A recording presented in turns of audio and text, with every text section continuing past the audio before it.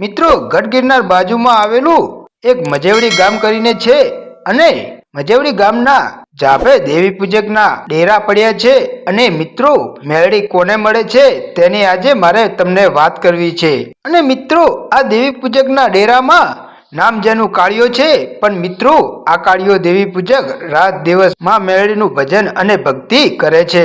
અને મિત્રો કહેવાય છે ને કે જેના હાડકા સોનાના હોય ને એને જ આવી દેવીઓ મળે છે, બાકી તો કોઈને મળતી નથી। અને આ કાળિયા દેવી પૂજકની એક દીકરી હતી અને તે દીકરીનું નામ સોનલ હતું અને તે દીકરીને ચોરીના 4 ફેરા ફેરવી હાથ પીળા કરીને એના સાસરીએ વિદાય આપી દીધી છે।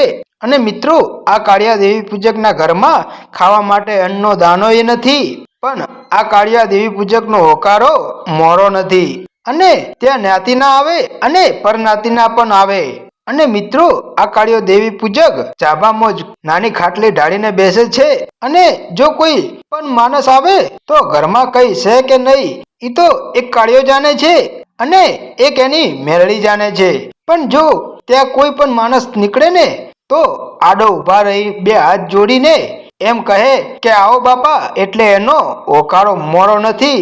પણ મિત્રો આ કાળિયા દેવી પૂજકની પોતાની દીકરીનો રૂડો પ્રસંગ શ્રીમંતનું ટાણું આવ્યું એટલે દીકરીના સાસરામાંથી એક માણસ આવીને એક ચિઠ્ઠી આ કાળિયા દેવી પૂજકને આપી અને કહ્યું કે આ વાર અને આ તારીખ કે તમારી દીકરીનું શ્રીમંત છે, આવું વાયક આપી દીધું અને ચિઠ્ઠી હાથમાં આપીને એ માણસ ત્યાંથી જતો રહ્યો। પણ કાળિયો દેવી પૂજક તો લમને હાથ મૂકીને જે ધૂળના ધડેમલે મારી મેળડી બેઠી હતી એની સામે જોઈ અને એટલું કીધું કે હે મારી મેળડી, મારી ધણીનો કોઈ ધણી નથી, પણ મારા ગરીબનો ધણી તો માં મેળડી તું છો।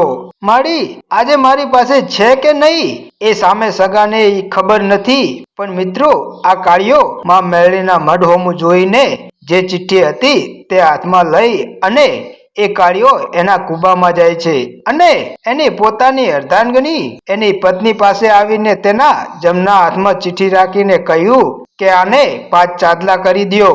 એટલે આ કાળિયા દેવી પૂજકની પત્ની પોતે તો અભણ છે એટલે એને એટલું કીધું કે સ્વામીનાથ, આ શું છે કે આપણી દીકરી સોનુનો શ્રીમંત દિવસ છે એટલે આ કંકોત્રી આવીને દઈ ગયા છે।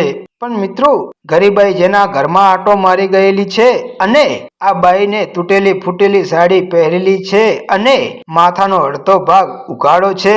અને મિત્રો ગરીબાઈ કોને કહેવાય એ તો જેને વેઠવી હોય એને ખબર પડે। અને ત્યારે આ કાળિયાની પત્ની કાળિયાના ખભે હાથ મૂકીને રોવા માંડી અને કહેવા લાગી કે આપના ઘરમાં તો એક અનાજનો દાણો એ નથી અને એક બાજુ આ દીકરીનો શ્રીમંત દાડો છે, આપણે દર દાગીના ક્યાંથી લાવવા। અને મિત્રો ત્યારે પોતાની ગરીબડી બાઈના ખભે હાથ મૂકી અને કાળિયો દેવી પૂજકે આમ આંગળી કરીને માં મેળડીનો ધૂળનો ધડમલો દેખાડ્યો અને કહ્યું કે ગાંડી, રોવાનું નહીં, આ જો કાળિયો ડૂબળો છે, પણ આમ જો સામે બેઠીને મારા બાપની દેવી મેળડી એ દુબળી નથી બાપ।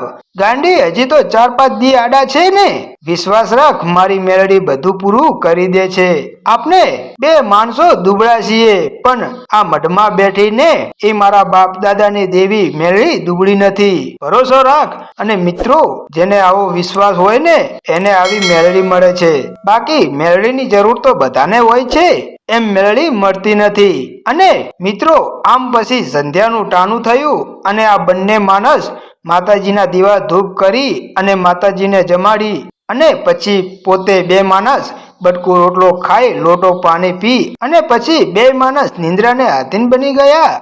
અને મિત્રો રાતના 12-1 વાગ્યાનો સમય બન્યો ને ત્યાં તો કાળિયા દેવી પૂજકના સપનામાં જે પેલો ધૂળનો ધડીમલો હતો એમાંથી મારી મેળડી 80 વર્ષની ડોશીનું રૂપ લઈ અને ઊભી થઈ અને મારી મેળડી કહેવા માંડી કે આને મારા સામો આંગળી કરીને વિશ્વાસ કર્યો છે ને, એને જો કમોતે મરવા દઉં ને તો હું મેળડી ના કહેવા બાપ।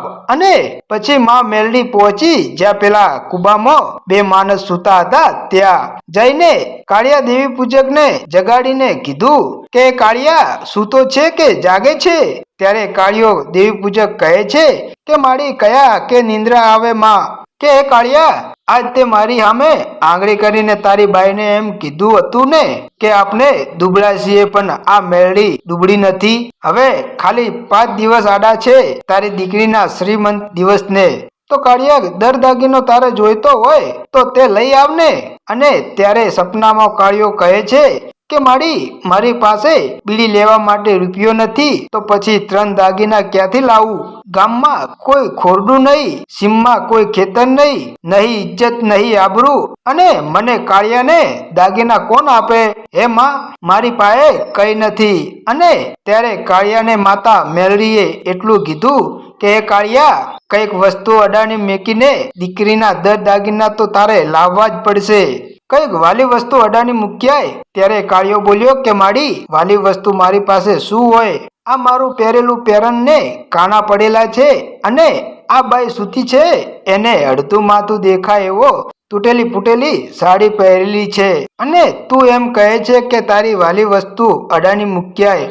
માં, મારી પાસે કઈ વસ્તુ વાલી હોય માં? અને મિત્રો, ત્યારે કાળિયાનો આટલો શબ્દ પૂરો થયો ને ત્યાં તો મારી મેલડી બોલી કે એ કાળિયા, હું તને વાલી કેટલી છું? કે કાળિયા, દુનિયામાં તને હું કેટલી વાલી છું એટલું મને કહી દે બાપ. અને ત્યારે કાળિયો બોલ્યો કે માડી, તું તો મારા હૈયાનો હાર છો.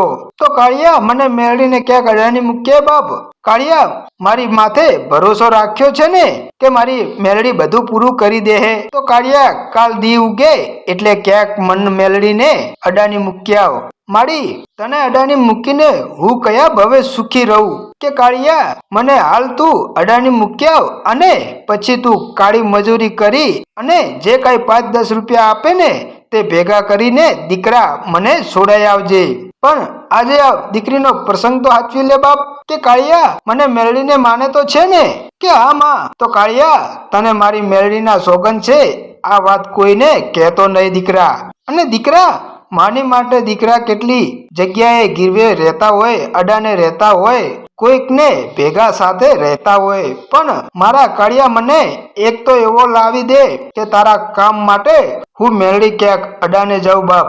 અને મિત્રો, કાળિયા દેવી પૂજકને આટલી વાત કરીને પછી માં મેલડી તો અદ્રશ્ય થઈ ગયા. તો મિત્રો, આગળનો ભાગ હવે હું બીજા ભાગમાં જણાવીશ. તો અમારા આવા નવા અને જૂના ઇતિહાસ જોવા માટે અમારી ચેનલ આજે સબસ્ક્રાઈબ કરો, અને અમારી વિડીયોને શેર લાઈક કરવાનું ભૂલતા નહીં. જય માતાજી, જય મેલડીમાં.